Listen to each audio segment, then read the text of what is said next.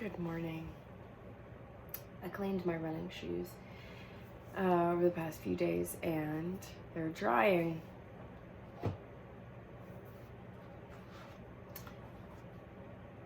If you're a runner, I really love Ulta. January has seemed kind of rough so far this year, so if you have the chance to be with your loved ones, read a book with them, discuss a book with them, discuss anything with them, even if it's not reading, please take the time, because life just changes every day.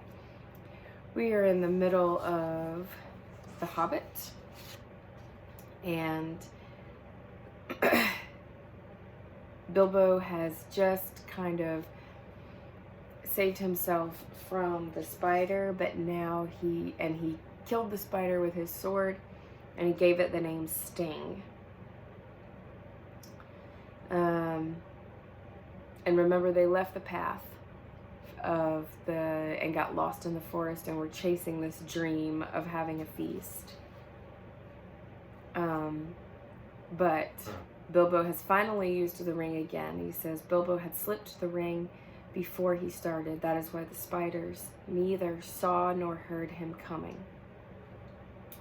He had picked his way stealthily for some distance when he noticed a place of dense black shadow ahead of him, black even for that forest, like a patch of midnight that had never been cleared away.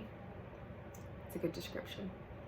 As he drew nearer, he saw that it was made by spider webs, one behind and over and tangled with another. Suddenly he saw too that there were spiders, huge and horrible, sitting in the branches above him. And ring or no ring, he trembled with fear lest they should discover him. Standing behind a tree, he watched a group of them for some time, and then in the silence and stillness of the wood, he realized that these loathsome creatures were speaking to one another. Their voices were a sort of thin creaking and hissing, but he could make out many of the words that they said. They were talking about the dwarves. It was a sharp struggle, but worth it, said one. What nasty, thick skins they have, to be sure. But I'll wager there is good juice inside. Aye, they'll make fine eating. When they've hung a bit, said another. Don't hang 'em too long, said a third. They're not as fat as they might be. Been feeding none too well of late, I should guess. Kill 'em, I say, hissed a fourth. Kill 'em now and hang 'em dead for a while.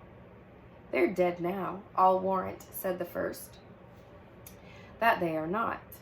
I saw one a-struggling just now.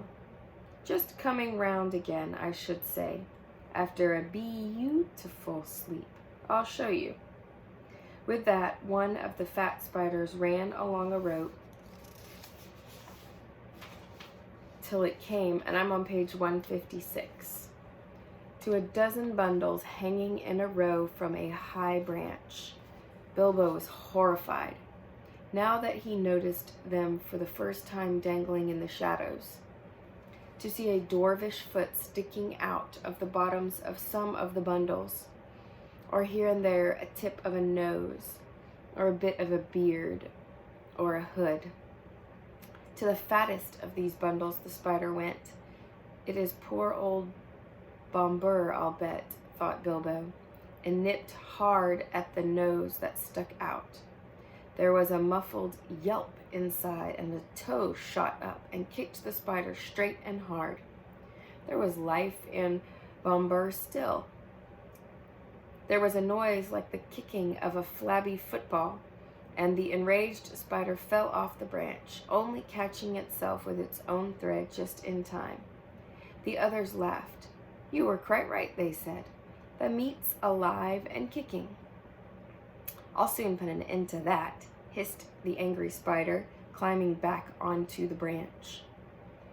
Bilbo saw that the moment had come when he must do something. He could not get up at the brutes, and he had nothing to shoot with, but looking about he saw that in this place there were many stones lying in what appeared to be a now dry little watercourse. Bilbo was a pretty fair shot with a stone, and it did not take him long to find a nice, smooth, egg-shaped one that fitted his hand cozily. As a boy, he used to practice throwing stones at things until rabbits and squirrels and even birds got out of his way as quick as lightning if they saw him stoop. And even grown up, he had still spent a great deal of his time at quoits. I don't know what that is. Quoits. Quoits. Sounds like a game. Dart throwing, shooting at the wand, bowls, 9 pins, and other quiet games of the aiming and throwing sort.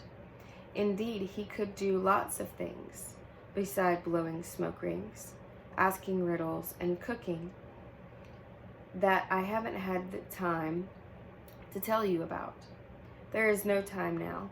While he was picking up stones, the spider had reached Bombor, and soon he would have been dead. At that moment, Bilbo threw. The stone struck the spider plunk on the head, and it dropped senseless off the tree, flopped to the ground with all its legs curled up. The next stone went whizzing through a big web, snapping its cords and taking off the spider sitting in the middle of it. Whack! Dead. After that, there was a deal of commotion in the spider colony, and they forgot the dwarves for a bit, I can tell you. They could not see Bilbo, but they could make a good guess at the direction from which the stones were coming. As quick as lightning, they came running and swinging towards the Hobbit, flinging out their long threads in all directions, till the air seemed full of wavering snares. Bilbo, however, soon slipped away to a different place. The idea came to him to lead the furious spiders further and further away from the dwarves, if he could, to make them curious, excited, and angry all at once. When about 50 had gone off to the place where he had stood before, he threw some more stones at these, and at others that had stopped behind, and then dancing among the trees, he began to sing a song to infuriate them and bring them all after him, and also to let the dwarves hear his voice. This is what he sang. Old fat spider spinning in a tree, old fat spider can't see me. Altar cop, won't you stop? Stop your spinning and look for me. Old Tom Noddy, all big body. Old Tom Noddy can't spy me. Altar cop, down you drop. You'll never catch me up your tree. Not very good, perhaps, but then you must remember that he had to make it up himself, on the spur of a very awkward moment. It did what he wanted anyway. As he sang, he threw some more stones and stamped. Practically all the spiders in the place came after him. Some dropped to the ground, others raced along the branches, swung from tree to tree, or cast new ropes across the dark spaces. They made for his noise far quicker than he had expected. They were frightfully angry. Quite apart from the stones, no spider has ever liked being called Addercop, and Tom Noddy is insulting to anybody. I'm not familiar with those names, but Addercop is capital ATTERCOP, and Tom Noddy is capital TOMNODDY.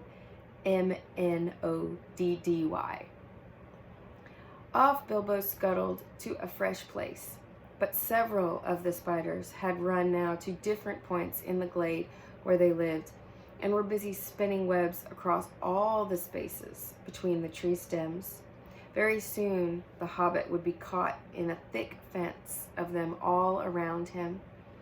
That at least was the spider's idea. Standing now in the middle of the hunting and spinning insects, Bilbo plucked up his courage and began a new song. Lazy Lob and Crazy Cob are weaving webs to wind me. I am far more sweet than other meat, but still they cannot find me.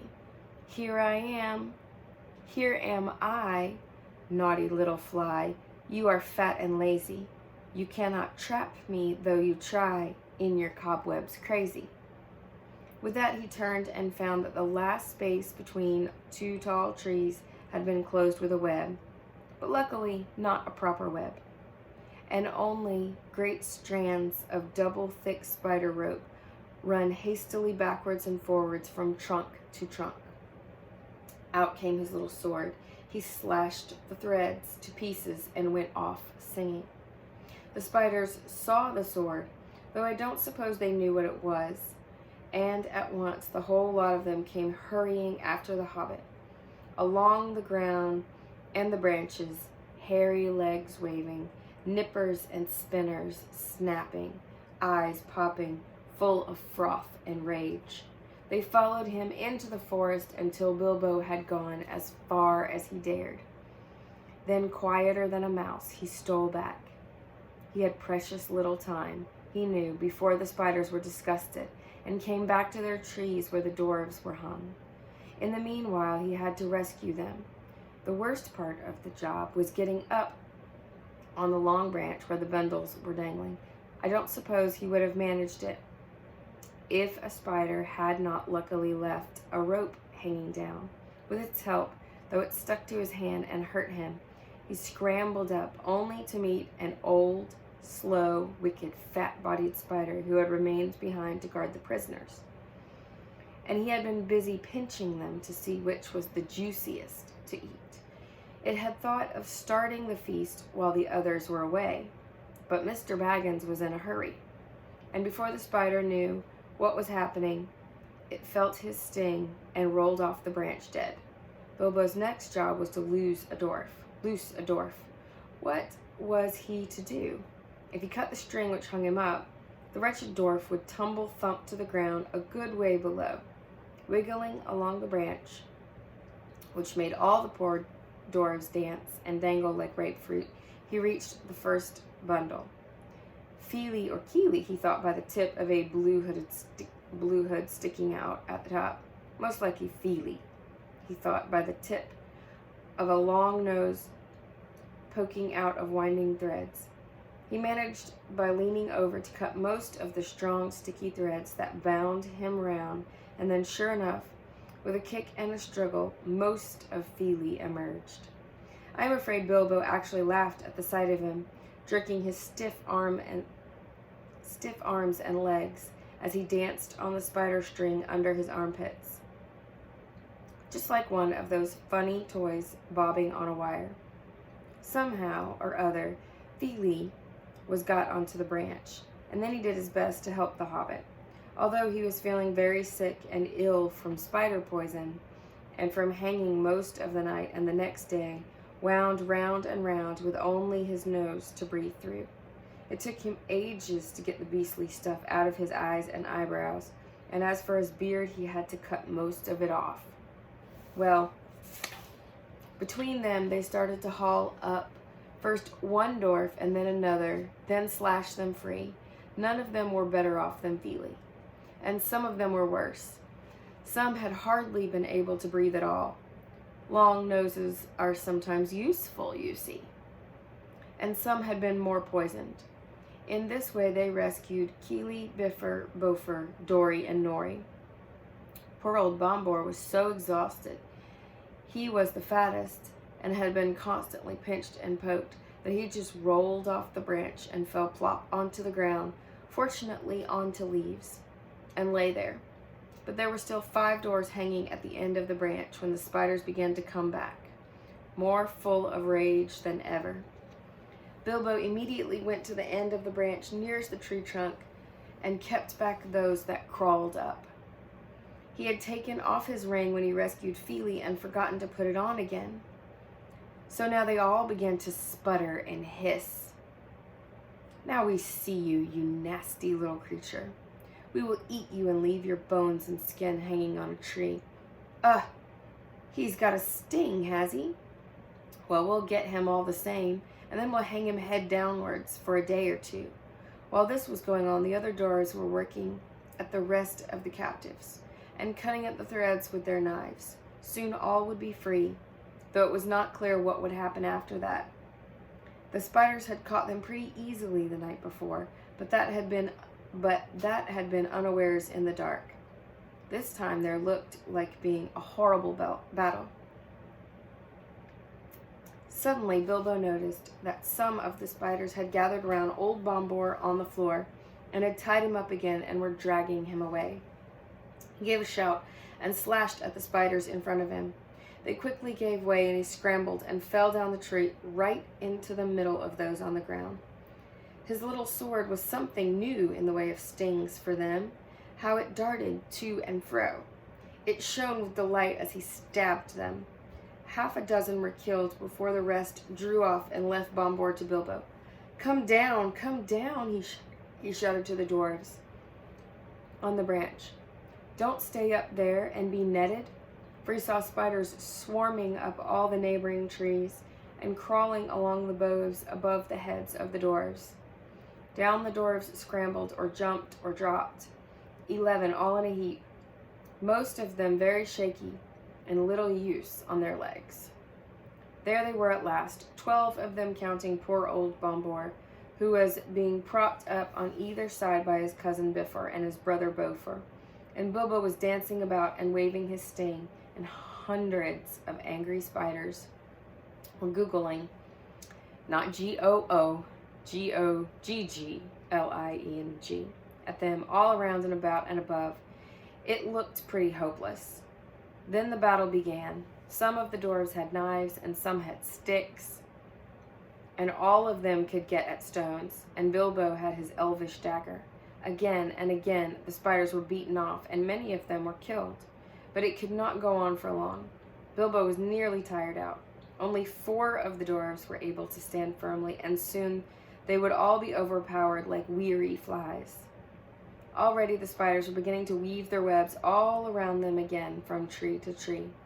In the end, Bilbo could think of no plan except to let the dwarves into the secret of his ring. He was rather sorry about it, but it could not be helped. I'm going to disappear, he said. I shall draw the spiders off if I can, and you must keep together and make it in the opposite direction. To the left there, what is more or less the way towards the place where we last saw the elf fires. It was difficult to get them to understand.